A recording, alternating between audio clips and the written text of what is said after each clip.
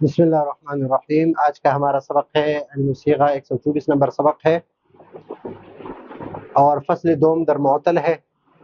معطل اس کو کہتے ہیں کہ جس میں حرف علت ہو۔ پھر اس کی 3 قسمیں ہیں، واوی، یائی۔ پھر اس کی 3 قسمیں ہیں، مثال، اجوف اور ناقص۔ پھر اس میں ایک لفیف ہے، لفیف کی بھی 2 قسمیں ہیں۔ تو یہاں پر جو پانچ بابوں پر مشتمل ہے فصل دوم در معطل، یہ 5 بابوں پر مشتمل ہے۔ آج ہم جو قاعدہ پڑھتے ہیں اس قاعدے کو کہتے ہیں یعید اور یہب کا قاعدہ۔ یعید اور یہب کا قاعدہ، اس قاعدے کا نام کیا ہے؟ یعید اور یہب کا قاعدہ۔ اس قاعدے میں یہاں پر دیکھیں گے، یہ وعدہ،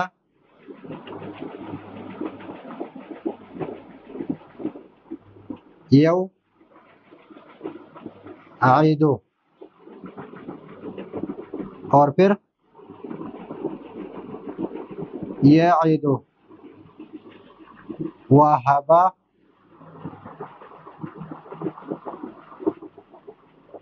یوہبو،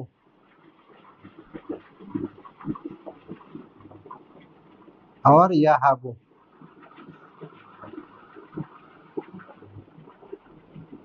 اور وسع، یوسع،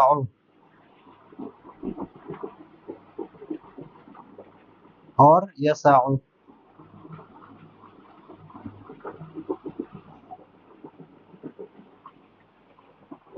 قاعدہ یہ ہے، جس طرح یہ یوعد ہے،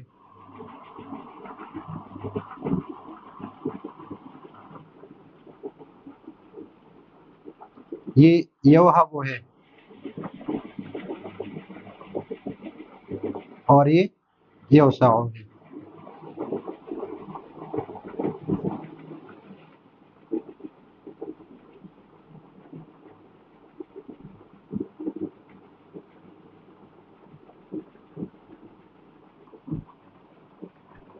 قاعدہ یہ ہے کہ ہر وہ واو، یہ واو بھی ہے، یہ واو بھی ہے، اور یہ واو بھی ہے، لیکن سب سے پہلے اس واو کے بارے میں ہے کہ ہر وہ واو جو علامت مضارع، علامت مضارع کون کون سے ہیں؟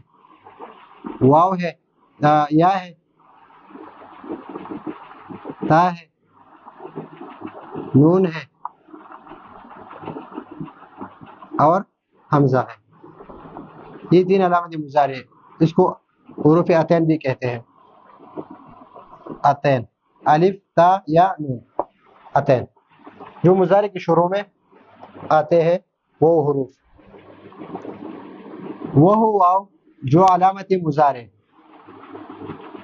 یا علامت مضارع ہے، توعدو، اس میں تا علامت مضارع ہے۔ وہ واو جو علامت مضارع اور واو مضارع مفتوحہ، مفتوحہ یعنی یہ مضموم نہ ہو، یعنی ایسا مضارع نہ ہو جس میں علامت مضارع مضموم ہو، ایسا نہ ہو، بلکہ علامت مضارع مفتوحہ اور کسرہ کے درمیان ہو، تو وہ واو گر جاتا ہے۔ تو یہاں پر واو، یہ واو جو ہے یہ علامت مضارع مفتوحہ اور کسرہ کے درمیان ہے، تو یہ واو گر جائے گا۔ قاعدے کا پہلا حصہ یہ ہے، یہ گر جائے گا تو یہ کیا بن جائے گا؟ یہ عیدو بن جائے گا۔ اس قاعدے کے مطابق کہ ہر وہ واو جو علامت مضارع اور کسرے کے درمیان میں واقع ہو تو وہ واو گر جاتا ہے۔ یہ قاعدے کا پہلا حصہ ہے، یہ گر گیا تو بن گیا یو عیدو سے بن گیا یا عیدو، یو عیدو سے بن گیا یا عیدو۔ اور دوسرا کیا ہے کہ ہر وہ واو، اس طرح یہاں پر ہے اور یہاں پر ہے، جو علامت مضارع اور اس فتحہ کے درمیان واقع ہوں. اس میں جو ابھی شرط بیان کر رہے ہیں، علامت مضارع اور فتحہ کے درمیان واقع ہوں، لیکن اس میں شرط یہ ہے کہ اس کلمے کے فا کلمے میں، عین کلمے میں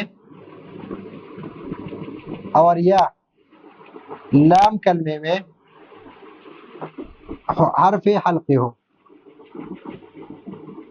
حرف حلقی ہو، حروف حلقی عین ہا غین ہا اور حمزہ ہا، حمزہ ہا عین ہا غین ہا، یہ چیز حروف حلقی ہے.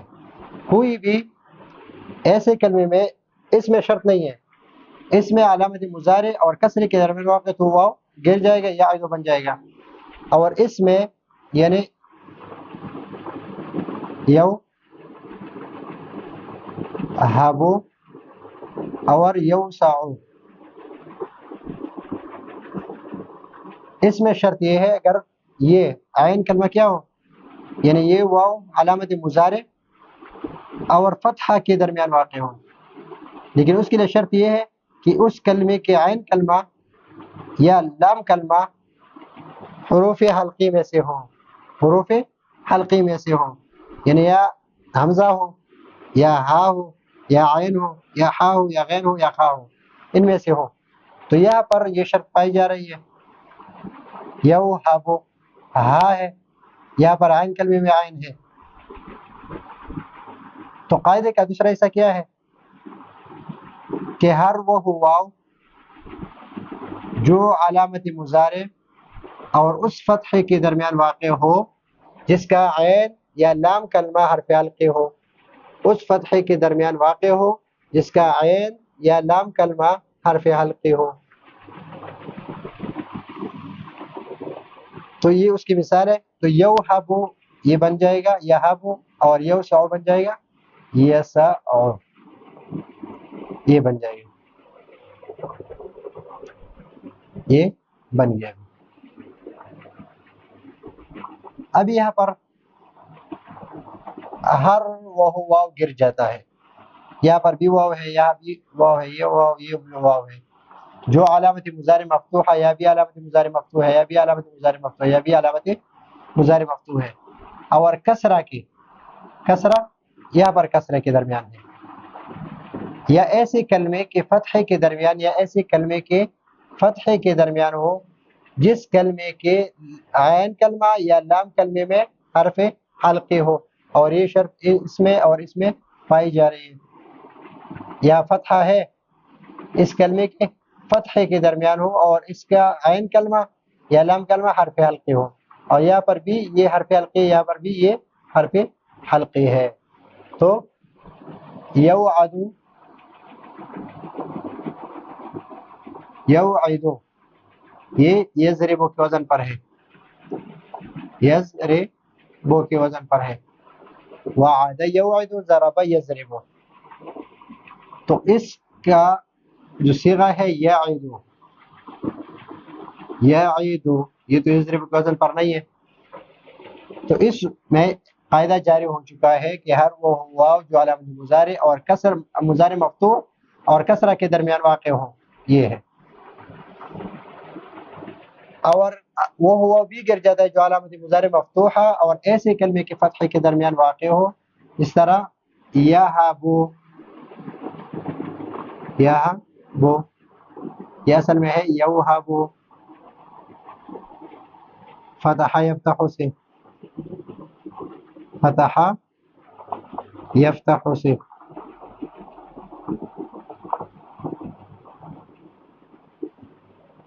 وہب یوہبو فتح یفتح سے.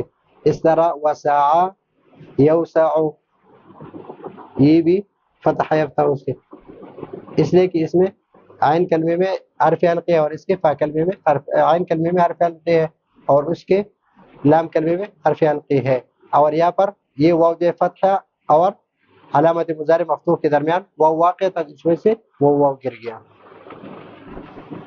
یہ تو ہے قاعدہ، یہ جو ہم نے ذکر کیا یہ قاعدہ ہے. ابھی دوسری کتابوں میں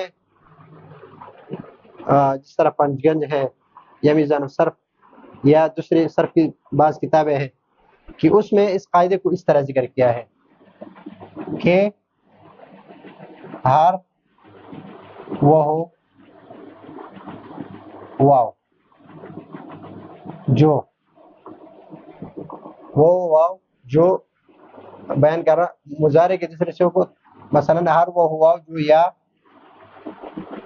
اور کسرہ کے درمیان واقع ہو.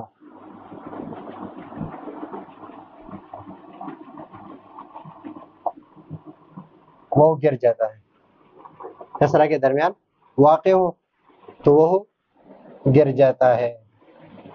پھر ان پر اعتراض ہوتا ہے کہ آپ نے ہر وہ واو جو یا اور کسرہ کے درمیان، یا اور کسرہ، تو یا جو ہے یہاں پر یعد میں ہے، لیکن تعد میں یہ قاعدہ جاری نہیں ہوتا. تعد حالانکہ وہاں پر بھی واو گرا دیا گیا ہے، وہاں پر بھی واو گرا دیا گیا ہے، حالانکہ وہاں پر یا نہیں ہے بلکہ تا ہے. تو اس کا جواب یہ دیا کہ اس قاعدے کو بالرسالتاً یا میں بیان کرنا کہ یہ اصل قاعدہ جو ہے یہ یا کا ہے، لیکن مضارع کے دوسرے صیغوں کو تابع قرار دینا ہے. اس کو تابع قرار دیتے ہیں کہ اس میں جو واو گر جاتا ہے یہ اس کے مطابعات کی وجہ سے گر جاتا ہے، اس کا اصل قاعدہ جو ہے وہ یا کا ہے. تو مصنف رحمۃ اللہ علیہ سے کہا کہ اس قاعدے کو بالرسالت یا میں بیان کرنا اور مضارع کے دوسرے صیغوں کو تابع قرار دینا بے فائدہ تطویل ہے، بے فائدہ تطویل ہے. کہ پھر اس پر اعتراض ہو گیا، آپ کہیں گے کہ اس میں مطابعات تابع ہے.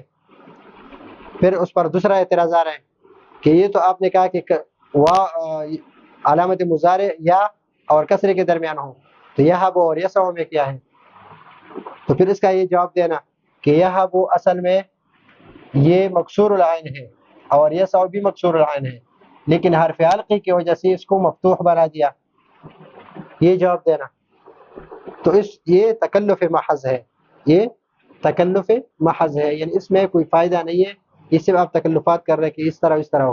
اگر قاعدے کو اس طرح بیان کیا جائے جو صاحب منظوم جو کتاب ہے اس نے بیان کی ہے، اسی طرح اگر اس کو بیان کر دے تو یہ زیادہ بہتر ہوگا.